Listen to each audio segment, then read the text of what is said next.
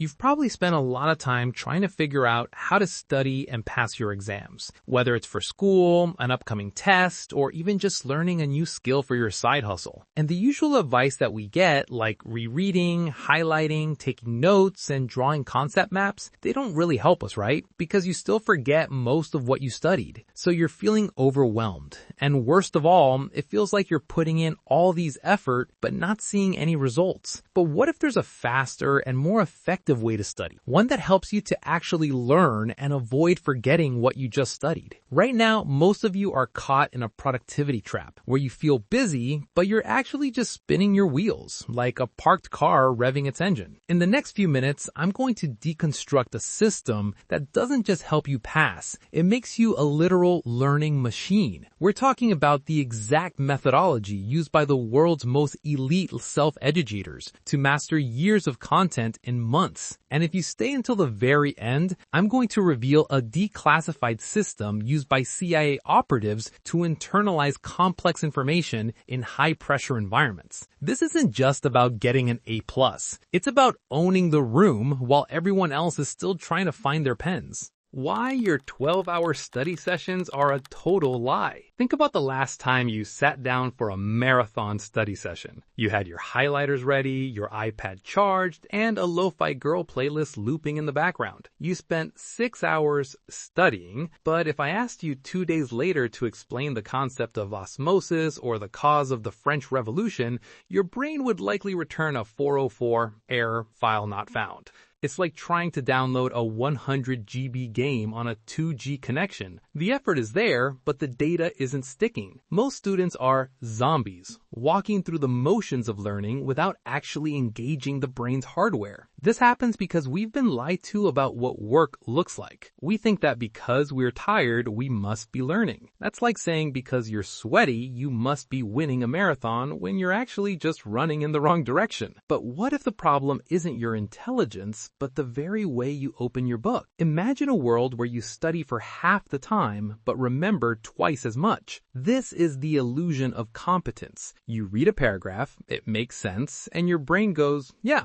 I know this. But recognizing information is not the same as recalling it. Recognition is seeing your ex at a mall and knowing their face. Recall is actually remembering why you broke up in the first place. Most students spend 90% of their time on recognition, highlighting the book until it looks like a neon crime scene. The sharpened axe protocol used by top 1%. There's a famous quote from Abraham Lincoln. Give me 6 hours to chop down a tree, and I'll spend the first 4 sharpening the axe. Most of you are out here trying to cut down a sequoia with a butter knife. Meta-learning is that sharpening process. It's about understanding the why, the what, and the how before you even touch a textbook. If you take just 10% of your total study time to map out the high-yield questions and understand how the subject breaks down, the actual execution becomes 50% faster. It's the difference between wandering into a dark forest and having a GPS with 5G. Think of it like a video game. You wouldn't jump into a final boss fight without checking your inventory and understanding the boss's moveset, right? So why do you go into a physics exam without knowing exactly how the marks are distributed? To do this effectively, map out the concepts and find who has topped this exam before. Ask yourself, if I only had 2 hours to learn this whole chapter, what would I focus on? This forces your brain to prioritize. But wait, there's a catch. Even with a perfect Mac, most people fail because they fall for the resource trap. They spend weeks collecting perfect PDFs and aesthetic Notion templates, which is just a fancy word for procrastination. They have the map, but they never start the car. Why Duolingo is lying to you and how to actually learn. If your goal is to speak Japanese in a month, watching grammar videos is a level 1 move. But flying to Tokyo and trying to order ramen while people honk at you, that's level 100. That's directness. The book Ultra Learning argues that we often choose the fun way to learn because the real way is scary. We buy a book on communication instead of actually going to a party and talking to a stranger. In school terms, we read the chapter 5 times instead of just doing the back of the book exercises without looking at the answers. Imagine trying to learn how to ride a bike by reading a 200-page manual. You'd know the physics of balance, but the moment you sit on that seat, you're hitting the pavement because your muscles don't care about theory. This is why students who get 95% in class sometimes fail in the real world. They know the theory, but they've never applied it in a direct context. To apply this, ask yourself, what is the final context of this knowledge? If the exam is about solving problems under a 3-hour limit, your study should be solving problems under a 3-hour limit. Stop practicing in a safe environment. You need to simulate the battlefield.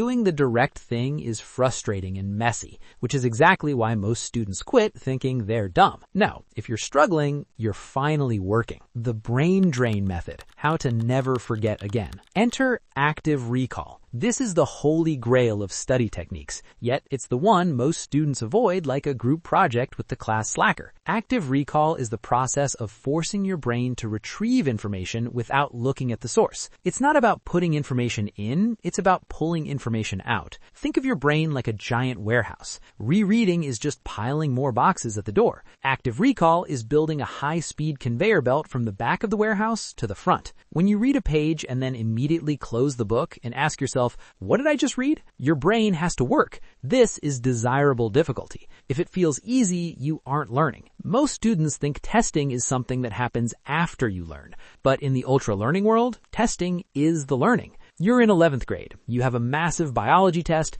and you spend all night reviewing.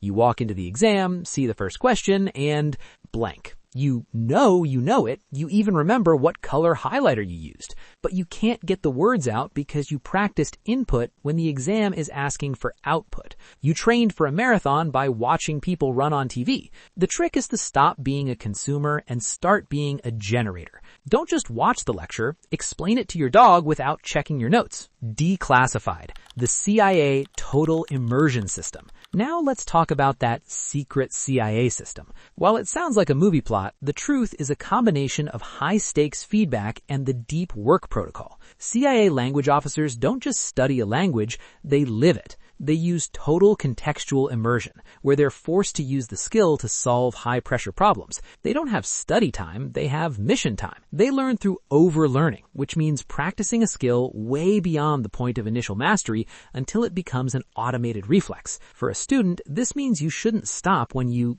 get the answer right once. You stop when you can't get it wrong. You create stress tests for yourself. Try solving a math problem while your brother is blasting music, or explain a history chapter in under 2 minutes. This creates mental models so strong they don't degrade under the pressure of an actual exam. It's like a soldier who can strip and reassemble a rifle blindfolded. In the exam hall, when everyone else is panicking, your ultra-learning reflexes will take over. Use the feedback loop constantly. Don't wait for your teacher to grade your paper, grade yourself. Be your own harshest critic. Dig into why you got it wrong. Was it knowledge, logic, or just misreading the question? That post-mortem analysis is where the real growth happens. The final level, your new academic reality. This journey isn't just about grades, it's about freedom. When you learn how to learn, you stop being the person who says, I'm just not a math person. You realize that math person is just a label for someone who used better strategies. This channel is dedicated to helping you unlock that version of yourself. We don't just do study tips, we do identity shifts. If you want to join a community of people who are tired of being average and want to dominate their goals, hit that subscribe button. We are building a media powerhouse for the macro minds. Think about it. While everyone else is still highlighting their books and crying into their coffee at 3 a.m., you'll be done with your work, getting 8 hours of sleep, and actually enjoying your life. You'll have time to the gym, time for your friends, and time for that side hustle. You're becoming the CEO of your own brain. And let's be real, your parents might finally stop asking, Beta, padhai kaisi chal rahi hai? Because the results will speak for themselves. Don't forget to check out the video on the screen right now where I dive deep into the daily habits that keep this system running on autopilot. High scores aren't an accident, they're a byproduct of a superior system. Start sharpening your axe today. And remember, life is all about balance. Padho aise ki boards phat jaye aur maze aise karo ki khair, samajhdar ko ishara hi kafi hai. पढ़ाई और मस्ती दोनों साथ साथ होनी चाहिए, वरना लोग कहेंगे पप्पू तो सिर्फ किताबी कीड़ा रह गया।